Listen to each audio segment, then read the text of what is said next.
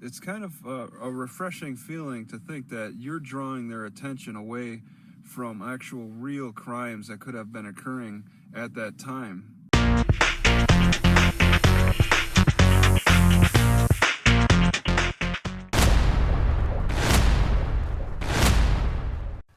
Good morning, ladies and gentlemen. Welcome back to the channel. It's always a pleasure to have you here. Hope you're enjoying the channel. Hope you like the videos. I make a bad one now and then, but, what can I tell you? Anyway, today I've got something real special for you. If you ever wanted to be a First Amendment auditor or just to know how to bait the police, I have a 4-section deal for you to learn how to do that from the master of it, Travis Hines, the traveling utility shed guy. Yeah, he's currently doing 9 months in jail down in Louisiana for contempt of court, but he's going to tell you how to bait the cops and what a great thing it is, and, anyway. Let's get right into the video. It's fantastic, folks. I tell you, it's about 20 minutes long. We're going to watch the whole thing, and I hope you enjoy. Anyway, let's get right into the video. You're gonna love it. I guarantee it. Anyway, stick around till the end, folks. And get your pencils and papers out and write this down. Or screen record it. I don't care. Anyway, here it is. It depends on the situation. It's not too hard to really bait them. Look homeless, look poor. Yeah. Be in this like when you watch on Cops, the TV show, be in an area that's known to frequent poor people and maybe drug activity or something. Be in the wrong place at the wrong time, and look poor, look like you're probably desperate. There's a lot of little factors that go into cop baiting. Okay. You don't have to do it intentionally. It could just be a part of your lifestyle. I hope you're writing this down, folks, because I don't think you're going to find this kind of content anywhere else. Let's continue to lesson 2. All right, what do you do after you bait the cops? All right, it just doesn't end right there. You still have them. You're still in that situation. So you got to make the most of it. All right. If you have just one cop, get them to call more. It's not that hard. I've done it many times where one shows up and then they have to get like 5 others. It's amazing. And they arrive pretty quickly too, the backup. Travis, it sounds almost like this isn't actually any kind of activism or First Amendment stuff for you. This is just a game, and you're teaching people how to play the game. So it's all a game. None of it's real. It's all phony. That's why we call you frauditors. You're full of shit. You're out there trying to get reactionary videos, and that's what you successfully do. Unfortunately, your tactics that you're describing ended you up in jail for 9 months for contempt of court for playing these exact same kind of games. And you've also got 30 days to do when they extradite you back up to Kentucky to do another 30 days for contempt up there. It just never ends, does it, Travis? But you keep talking. And in a way, it's kind of a refreshing feeling to think that you're drawing their attention away from actual real crimes that could have been occurring at that time. He's just proved what I've always suspected. Anything to stop real criminals from getting caught is by tying them up yourself so they're not out there doing real crimes. If you don't believe what he just said, I'm going to play it for you again, and we'll continue on. It's kind of a refreshing feeling to think that you're drawing their attention away from actual real crimes that could have been occurring at that time. And it takes little effort. Once again, all you got to do is put up a little resistance. When they want to identify you, if you really feel like they're harassing you, question their reason for wanting to get your personal information. Many times, I'd hate to say 9 times out of 10, but I'd say over half the time, over half at least, they'll immediately call backup because that's in their training. You have to call backup when there's even a hint of resistance. You don't have to pull out a knife, okay? You just you just put up a little resistance about identifying yourself, and you don't even have to refuse to identify. You could just simply ask them to identify themselves, and they'll be the ones refusing, and it'll be on them.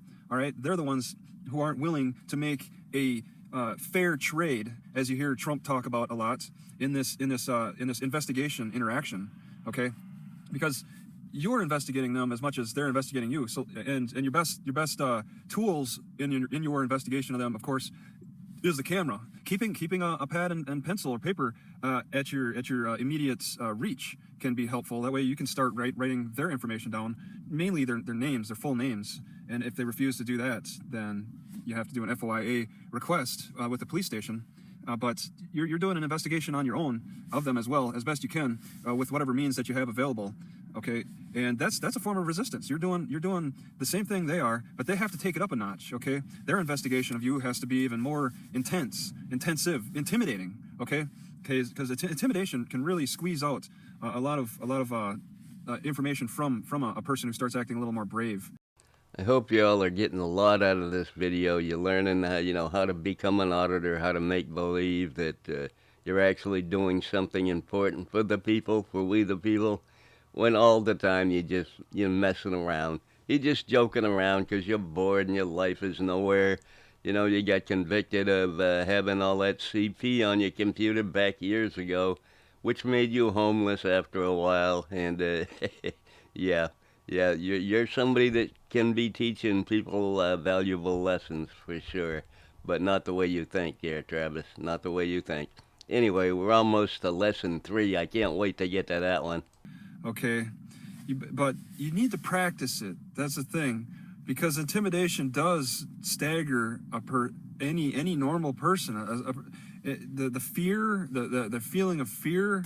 Okay, you want to have to engage with people who the situation feels intimidating, where it's a lot of an audience, or if it's menacing people with guns who are demanding information.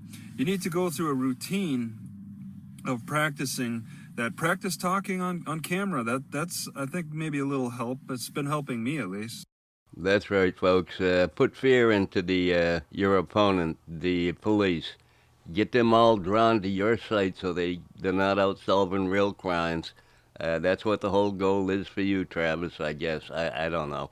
I think it's just so that you can, make some YouTube videos and try to see if you can't make a friend somewhere. It's not working. It's not working. That's why you're sitting in jail, because you're a dumbass. Anyway, on to lesson 3. Here we go, folks. I wanna know exactly why. I wanna know immediately why the cop is there. So, all right, and this is what makes, I think, for better entertainment for me, at least as a viewer. It makes for better entertainments on YouTube. Okay, and I don't think a cop will stick around to answer all these questions, so you'll get to the point where you might want to prioritize your questions anyway. The most important at the top, the least important at the bottom, because the cop's not going to want to sit there and answer all your questions. And we have another giant admission. He just does it for entertainment value, to make YouTube videos and upload them. That's exactly why they all do it. No other reason. I don't care what they tell you. So, I want to know, was there a complaint? Okay, who was the complaint and why did the cop stop? Okay, was somebody making a call and then the cop showing up on their behalf, or the cop showing up on their own and just enforcing a law that way? I want to know the cop's name. What is your name? What is your police department? Is this a sheriff's department? Is this police department? It can be kind of hard to tell, especially when it's dark out. All right, the cop's like, well, I'm wearing a uniform. Well, sometimes you can't see that when they're shining a flashlight in your face and it's nighttime. Okay, who is your police chief? All right, people like to ask for the supervisor. Let's get a supervisor out here. Cop's like, well, I'm the supervisor. I at least want to know. At least you can ask, who is your police chief, or who is your supervisor? Okay, who is the next person above you? Just at least give a name, a full name, a full wholesome name.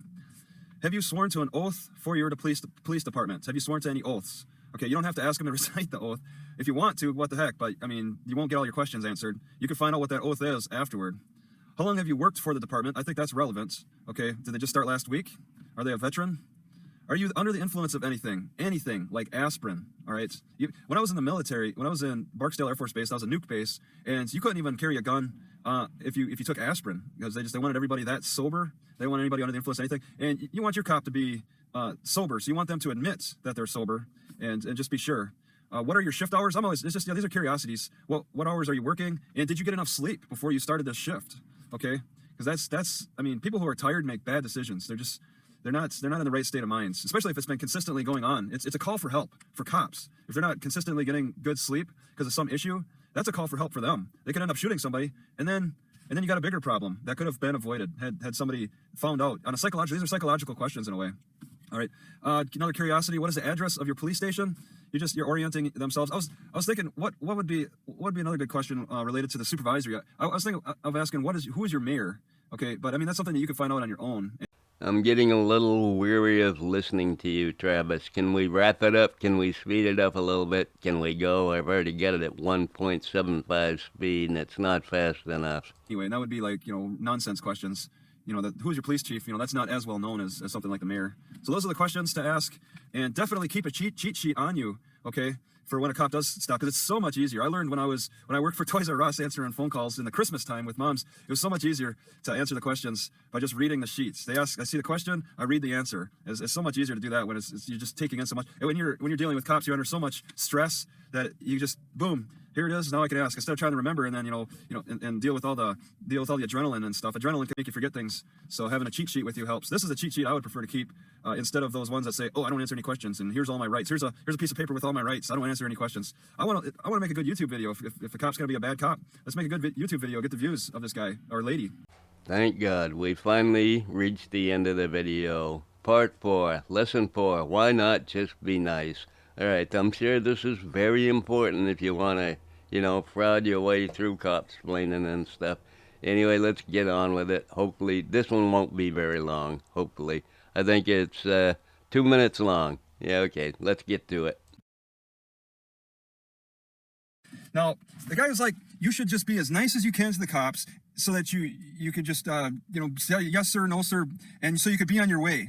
All right, so you show the cop respect and that's just how it needs to go. Well, I argue and counter to that you should actually argue with the cop to get the maximum ticket, to get the maximum charge. That way the charge that's brought forward to the courts isn't skewed. Because if you try to be extra nice to the cop, he may forget some details of the situation. If you're in the right, then you want to argue on the you hold your court right there on the scene so that the cop can record it all and have a better memory of what happened. Because if you anger them, then they're going to remember that a little bit more and put that in the details. Okay, if you're arguing good valid points that anger them, you want to ensure that those points are made as best you can, as long as you can remember to make those arguments on the spot. I'll accelerate the situation a little bit, to increase it, and ask for the maximum. I'm like, give me your worst, whatever you got. I'm bicycling against the lane of traffic. Give me your worst. Let me see your ID. Fair to the cop. I don't try to be nice, like suck his dick or something. I want to be fair about it. If I don't feel he's being nice to me,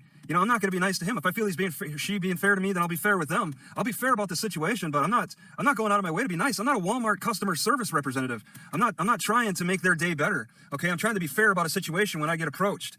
I tried to be as fair as I could about some gangster people that tried to stop me. And I'm gonna put that video up actually on this channel. Actually, I'll probably put back to back. But this situation with this guy, I don't want to lower the situation. I don't want to try to be as nice as I can and kiss a cop's butt. It's not in my best interest, because he might forget details. He might leave details out because I was nice. Oh, you're going 70, but I'll give you 60. I'm like, no, if that's what you think I was doing, I'll argue from there. I'm not interested in trying to reduce, to look for a discount. You asked for a discount. I heard a lady ask for a discount with a judge, and the judge is like, we don't give discounts. Cops are giving discounts for you being like nice. Judges don't do that. So I'd rather take it to the judge and try to be as honorable and fair about the situation in all as detail as I can, at least for the things that I've been approached with.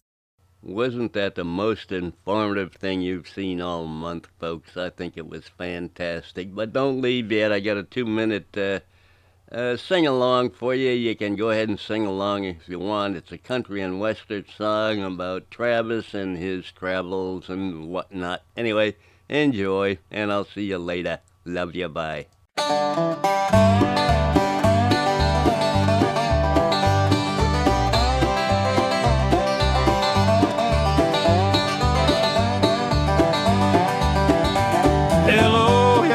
Travis Helms, a well-known soft-hearted First Amendment pretender, Today you learned all the ins and outs of what we are actually all about. For a quick lesson that'll set you free, I'm doing 9 months in county jail, but that's the price you pay to be free. I know it don't make no sense that a free man put up his frivolous defense can be sitting in jail for playing the game. But I got a great veto from my YouTube fame.